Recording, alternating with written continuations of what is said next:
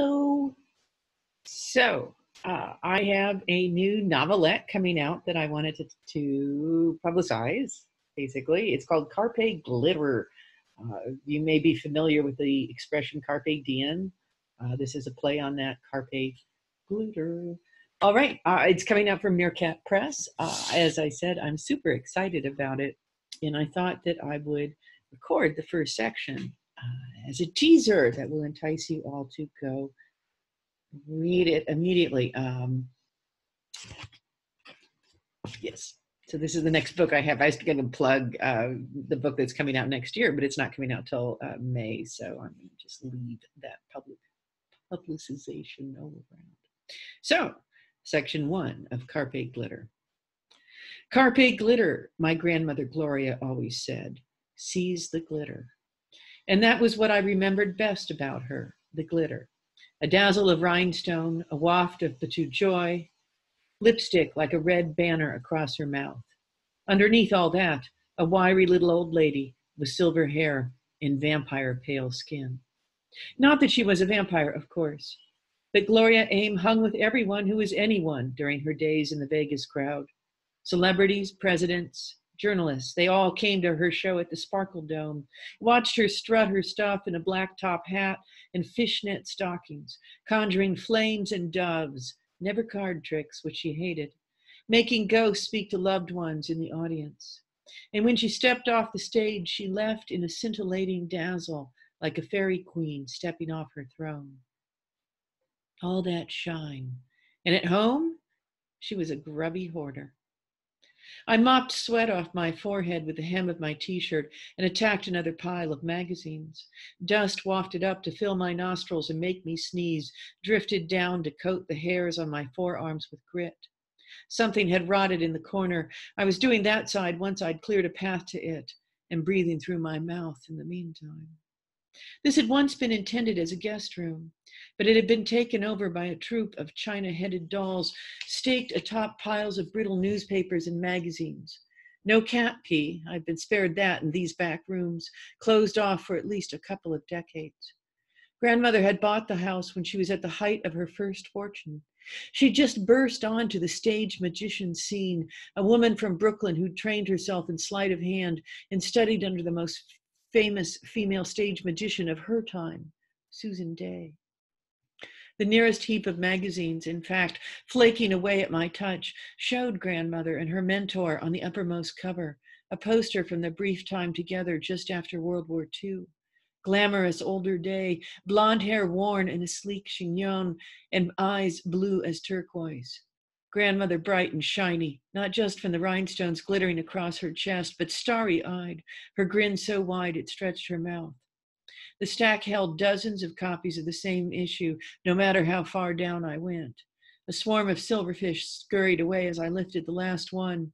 I'd get the room cleared before bringing out my arsenal of bug spray for an onslaught. Yellowed confetti bits fell away as I put the stack on the heap to be bagged up and trashed.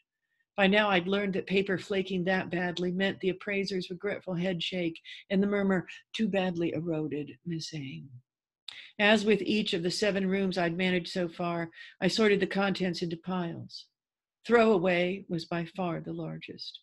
To be appraised had interesting things in it beyond the scads of dolls grandmother had collected. Keep was actually 2 sub-piles, one for mother and one for me. Object after object evaluated and sorted. Old magazines and flutters of candy wrappers. So much clothing, most of it absurdly formal, scratchy with ancient starch. Theater props piled up on top of grab bags she'd picked up at church rummage sales, still unopened. Half-filled perfume bottles and compacts full of sweet dust.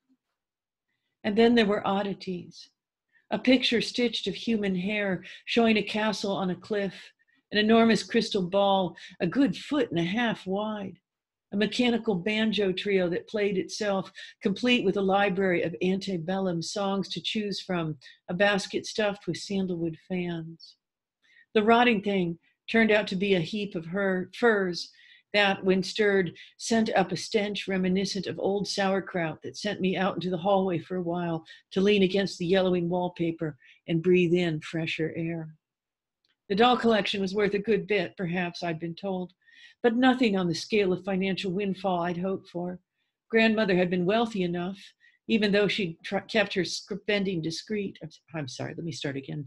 Grandmother had been wealthy, even though she kept her spending discreet, aside from this strange mishmash of a house. Where had all that money gone? And why had she saved everything? I thought that it was perhaps a return to her childhood days, which had been uncertain and full of moves. My great-grandfather had been a con man, always on the edge of getting run out of town, according to her stories. They'd had to leave in the middle of the night more than once, abandoning anything that couldn't go in a suitcase. This could be a reaction to that. There was no point psychoanalyzing my dead grandmother, though. Once the furs were bagged up and taken out, the room was much more bearable. I kept on searching, working through the last of the piles before examining the desiccated rug underneath, so dry I was worried it might crumble away if I tried to vacuum it.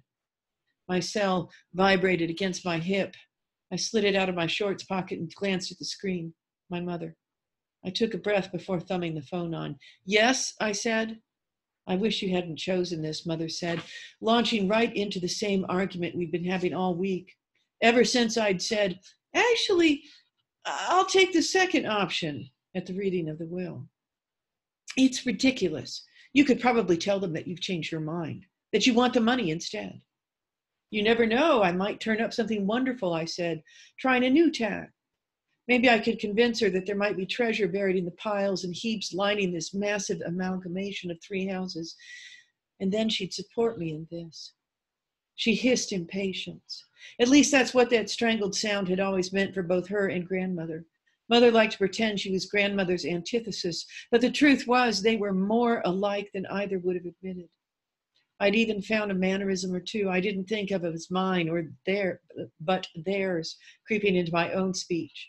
Have you found anything? She demanded. Not yet, I said, but I've only begun to scratch the surface. You've no idea how much stuff she managed to cram into this place. It's a little mind-blowing. I towed at the pile I'd been sorting, and it slid sideways with a waft of cedar and old socks that almost made me gag. Why are you being so stubborn about this, Persephone? I'm 30 years old.